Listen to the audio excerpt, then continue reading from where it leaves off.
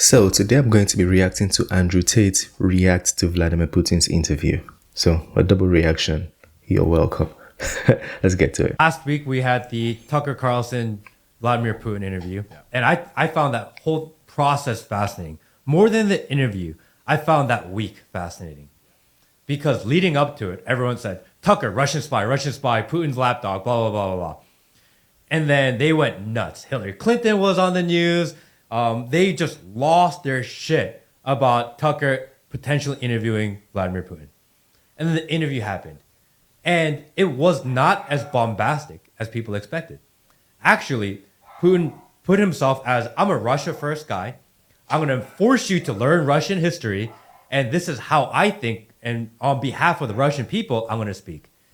And we as Americans were waiting for Putin to tell us our system is broken. Yep. We were waiting for Putin to tell us, look at your policies, they're broken.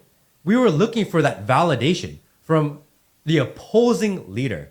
And I'm like, two things. One, we are so lacking of leadership and we are so sick of losing that we're waiting for the enemy to tell us we're winning. Yep. And two, there is no way Joe Biden could sit there for 2 hours and do an interview. No, but that's the thing that's interesting. That's an Because interesting point. Putin is idolized by many conservatives in the West, not because they love Russia, but because he is competent and he's nationalistic. Two simple things. And he's incredibly smart. I feel like people always miss that about Putin. People see Putin and they think this is somebody who makes decisions or is very spontaneous. You know, he woke up one morning and attacked Ukraine. Do you really think so? Putin is incredibly smart. Competent, he knows what he's doing, and he loves his country. Isn't it amazing that in the West you have to idolize the enemy leader for the basic tenets of competence and nationalism? As America, you should have a competent nationalistic leader, and you shouldn't have any interest in Putin. But you're right. The conservatives and many people who understand how the world works was looking for Putin to tell the truth about how broken the West is. And he didn't do that. And they were very disappointed in the interview because they thought that he was interested in coming along and educating the American public on the insanity of the American system. But he made it also very clear that America is going to treat him like a forever enemy. And he's happy with how the system currently works in America now. Yeah. He just said after the interview, he said a few days ago, I want Joe Biden to be president. He's a very seasoned statesman, and he's been in politics for a long time.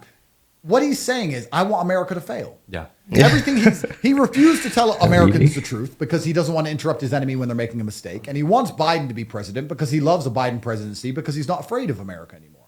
So if your enemy, and you could argue about... You see, this is the thing I stated in my video.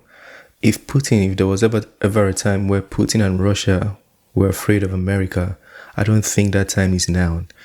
The way they've adapted to the sanctions and to several things, even with all these tight economic boundaries or borders they've put around Russia, they are still thriving to become, I think, the 5th highest economy in the world now, 5th or 4th highest economy in the world. So they are adapting in the midst of all this.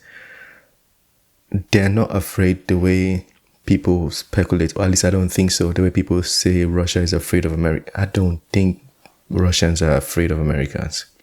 Like, that's just what I think. Like, I don't believe Russians fear America the way it's being put on the media. About whether America and Russia should even be enemies in the first place. But yeah, let's take the video right back. About whether America and Russia refused to tell Americans the truth because he doesn't want to interrupt his enemy when they're making a mistake. And he wants Biden to be president because he loves a Biden presidency because he's not afraid of America anymore.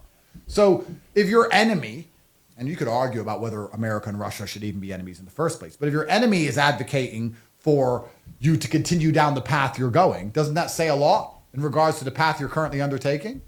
And yeah, you're right. It's kind of crazy that Americans were sitting there looking for the leader of a foreign nation to highlight the insanity of America because there's not a single American leader who will do it. Or, you go deeper down the rabbit hole, can do it.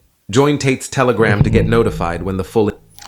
Okay, that was a very short one, but I do agree with the points they made. And Putin is incredibly smart. I feel like Putin knew the idea of the interview, and he wanted to lead the interview. He wanted to be in control at every point. And it doesn't matter how tough the question and Tucker Carlson would have been, he would have still led the interview the way he wanted to.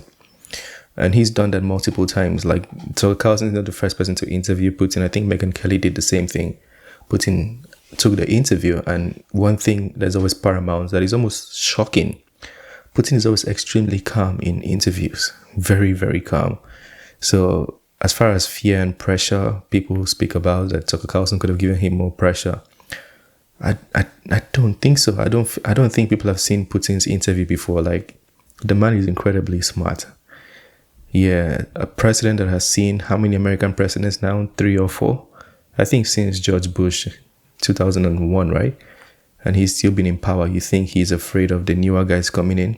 He's seen it all. He's seen presidents come and go.